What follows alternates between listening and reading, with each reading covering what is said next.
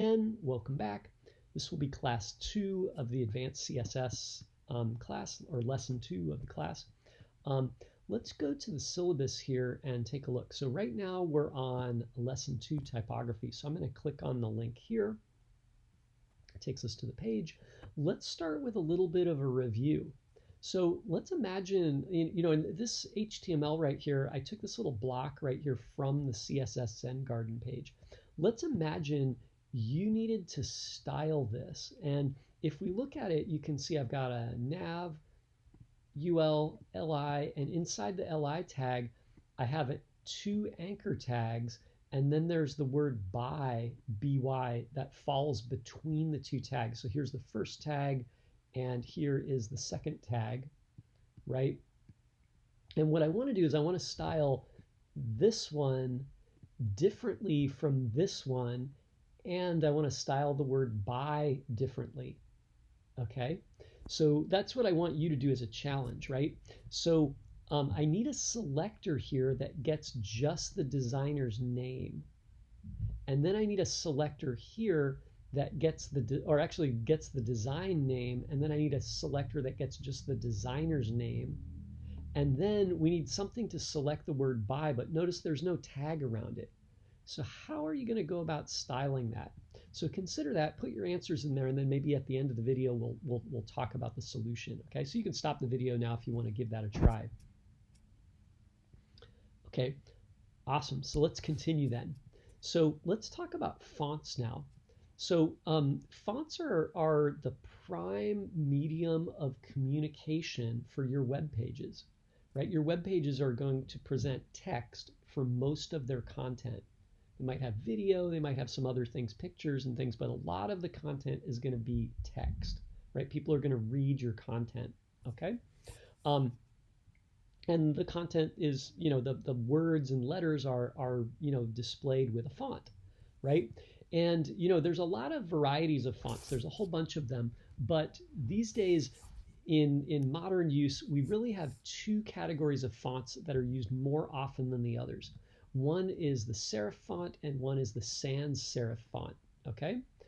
Right, so serif and sans serif, okay? So serif fonts look like this. So this first list right here above the line are serifs, and the serif fonts are called serifs because they have this little serif on them. So the serif is the little detail, that little line that comes off the end of the letter. I don't know if this comes from calligraphy or something. It's kind of left over. I don't know where that comes from, but each of these fonts has the little extra characters at the end of the letter shapes, okay? So you can see here, this one's got on the R right there, it's got that little foot, right? And then up here, it's got this little ear or a little tail or something, right? Okay. Sans serifs don't have the serif. So you can see, like, if I compare the R in Georgia to the R in Arial, this one doesn't have the foot or the little ear up here. And this A has a little tail. This has kind of a little bit, but not much, right? Okay. So sans serif and serif, right? And they have a very different feel. Why don't you ask yourself this question? What kind of product, or what is the flavor of the product? What is the message that you're trying to get across? Like, what is underneath the actual words? What are you trying to say when you use one of these fonts, right? Versus what are you trying to say and how you're trying to say it when you use one of these, right? And while we're on that, maybe look at these fonts here and ask yourself, where have you seen these before? Right? Have you seen any of these fonts anyplace? Are they used in any products, or do you see it in the text on magazines or newspapers? And what about the fonts down here? Do you see these used anywhere? Okay, so ask yourself that question, and then think, like, what are those products? What are they about? What kind of message are they trying to get across, right? Okay, so that topic there is actually the bigger topic of brand, and I have a link here. You can follow this link to a short 3-minute video on branding and brand as the whole concept of product brand, right? So you can look that up here and watch the video. it's a little beyond what we're talking about, but the font becomes part of the brand, right? And choosing between a serif and a sans serif and which font face you choose has a big effect on your brand, right? Imagine if, imagine if Apple used this American typewriter, it would not be the same brand, right? Imagine if Nike used Impact, right? Okay. Anyway, so let's talk about serif and sans serif, right? So serif fonts generally look better and they read easier on paper, right? But they don't look good on the computer screen. They also tend to look old school, right? So that maybe brings a little bit of respect, but then it also looks kind of outdated, okay? Um, what else? Sans serif fonts are usually clean and they have kind of a stable and reliable look. So these are good for like tech products and things that want to look modern, like so they look more modern. They also look more maybe youthful or something, right? Okay. Um, so how do you choose a font, right? Well, there's a little more than just picking your favorite font, right? Because the computer can only display a font if that font is available on the computer, okay? You can also link to a font through your style sheet. So you can link to a font that you serve on your server, but if you don't do that, then the font has to be available on a user's computer, right?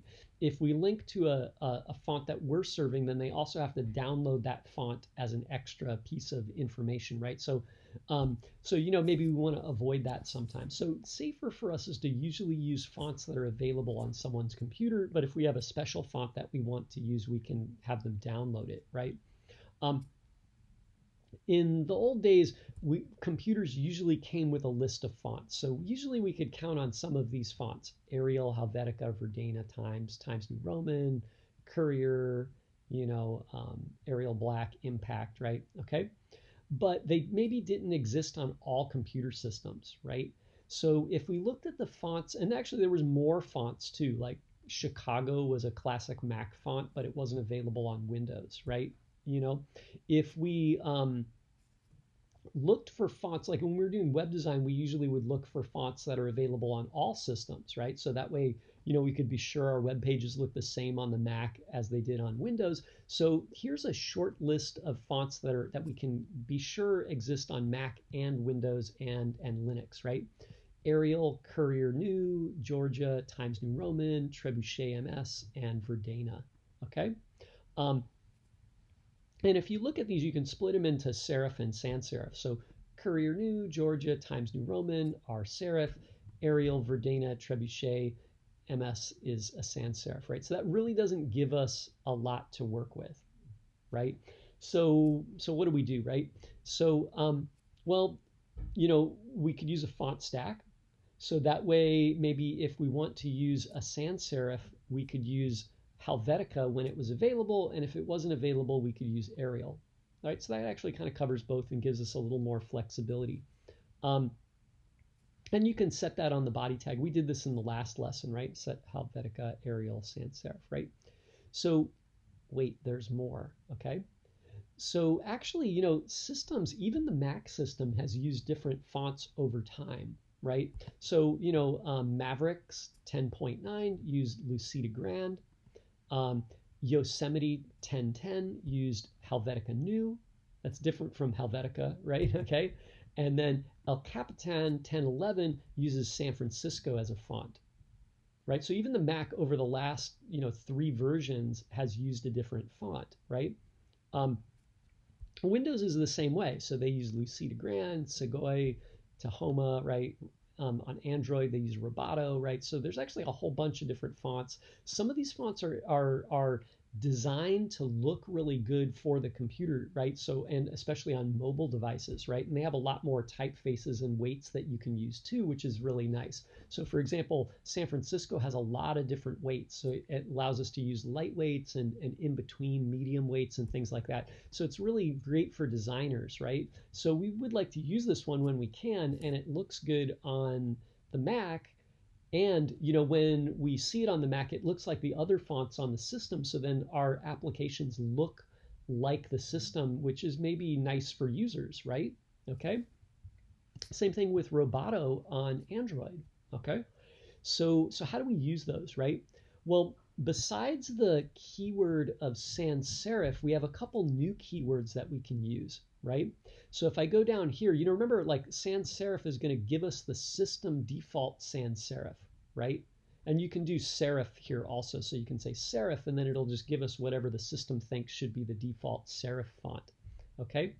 We also get these more targeted keywords. So dash Apple system will give us San Francisco when the target device is iOS and you're in Safari, or if you're in the Mac OS on Safari or Mac OS on Firefox, okay? If we use the word, and this is kind of a weird one, Blink Mac System Font. I don't know why they called it Blink Mac System Font, but if we do Blink Mac System Font, it gives us the San Francisco font when we're in Mac OS on Chrome. There's actually kind of a bug with Chrome. I'm not going to ignore that for now, but it has a little problem with this Blink Mac System Font, but it should work. It's supposed to work, right? Okay. Okay, if we use sans serif, it might be any of these. It might be San Francisco, it might be Helvetica, it could be something different, right? But if we use these keywords, we're going to be sure to get San Francisco, right? Okay. So that brings the question, like, what are common font stacks that people are using today, right? So, I mean, like, let's just think about it, right? You're going to make an app and we have some way to get to some of these fonts, but here we're just covering fonts for the Mac, and here we have some fonts for Windows. How should we set up our font stack, right? So what I did is I took a quick look at some common font stacks that are in use. So GitHub uses this font stack, and Medium and WordPress use this one, okay? Now Medium has a few different styles, but I think this is the font stack just from their base website. And WordPress, you can also install multiple themes. So this is the font stack, I think, from their admin page, okay? Because that's the same on all the systems, right? And this is GitHub. And if I go to GitHub right now and I look at GitHub, I think GitHub's is a pretty good looking font. Let's go to my repositories here. I think the style looks pretty good there. Let me go to overview here, right? So that doesn't look too bad, right? Let me zoom out a little bit, right? I think that looks pretty good, right? So, so how would we apply that, right? So if I look at this, you can see you could set the body to font family Apple system, followed by Blink Mac system, followed by Segoy UI. So these fonts are for the Mac system and for iOS. So it's desktop and iOS. And then these, I think, are for Android. And then after that, we get into the Windows fonts. Okay? Right? And then after that, I think down here, we're in the Linux zone. Okay?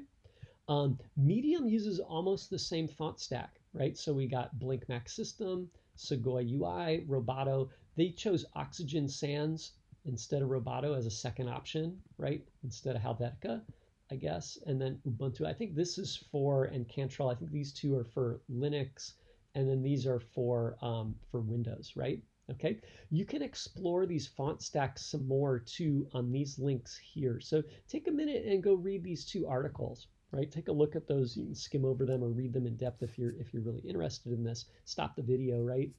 And then maybe I'll even just stop the video here, and then in the next video I'll cover custom fonts, okay? And we'll make that the next topic, okay? So take a look at these two articles for now.